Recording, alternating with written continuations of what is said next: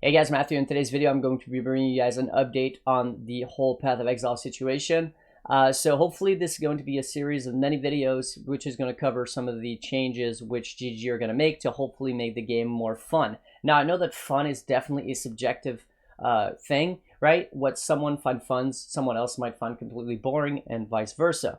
Now, the problem is, though, that there's definitely a bit of an echo through the entire community of what people are actually finding fun. Otherwise, the game would not be down nearly half of its players in less than the first week of its launch. That's not how that works, right? So no matter how, if you say, oh, I'm having fun, that's perfectly fine. But the vast majority of players, as we've lost nearly half of them in the first week of the game, are not having fun.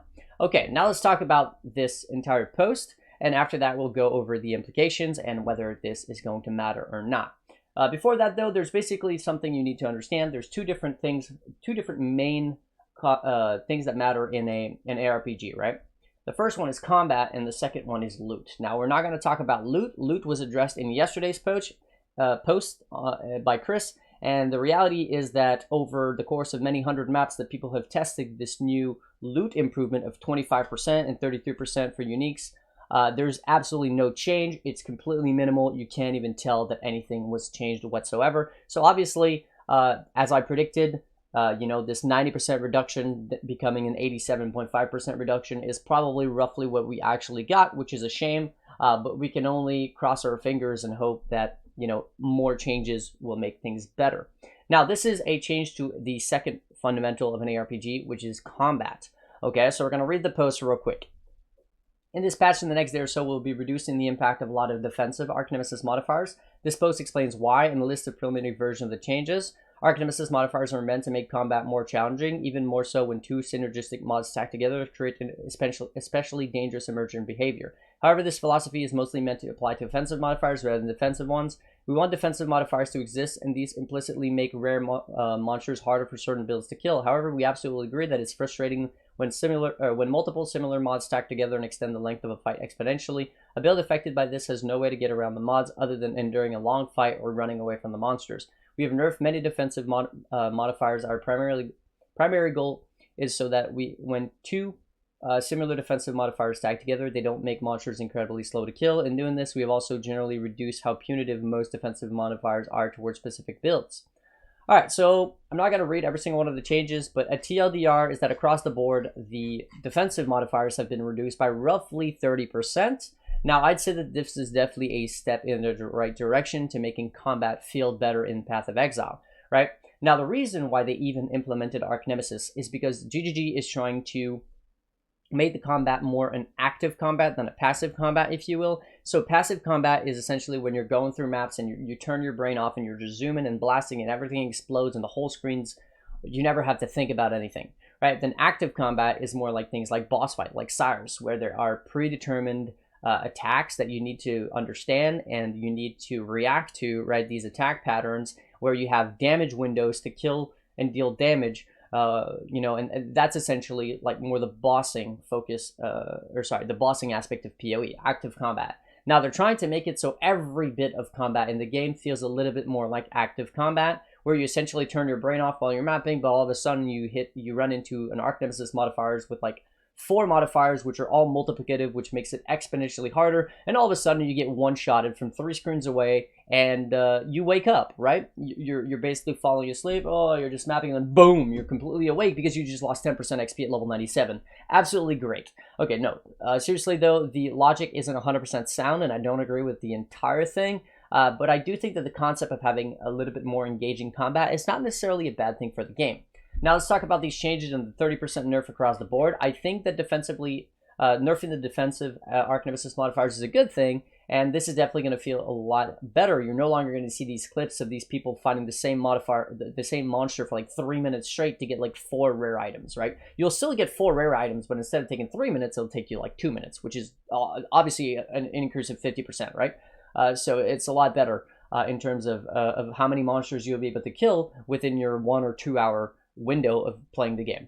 All right, all jokes aside, I do think this is a step in the right direction. Now, the community is reacting to this in 2 different ways. There's the part of the community which are basically praising the change and are super happy about it.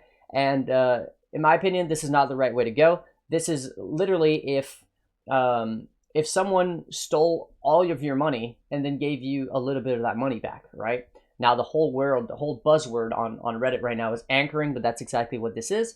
But I do think that overall, it doesn't really matter. All I care about is the result. And the fact is the game is going to feel better. And this should be somewhat significant. 30% across the board when you're stacking multiple modifiers together is definitely going to make a massive difference in how combat feels and how long it takes to kill monsters. Now, the other portion of the community are essentially the skeptics, which are basically saying, we've been saying this for 6 months, right? And you never did anything about it. All of a sudden, your game is on fire. You're probably losing money. The overlords in China are probably calling you and asking what the hell's going on.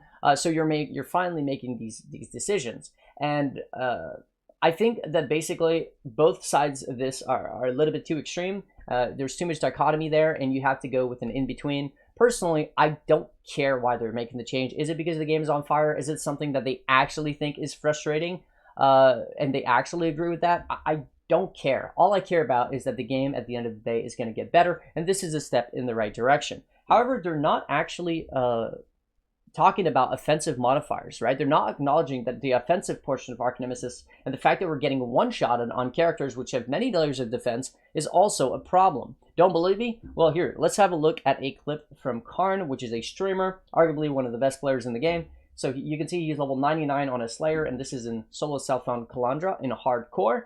So, you know, people who are doing the boss rushes, or the boss races to get their own uniques, people who are clearing the gauntlet, he's that sort of player. Now, for those who don't know, we can have a quick look at his defensive layers on his character here. He's got Determination, he's got Rage, he's got Fortify, he's got Berserk, he's got Endurance Charges, he's got Molten Shell, and he's got Overleash because he's a Slayer.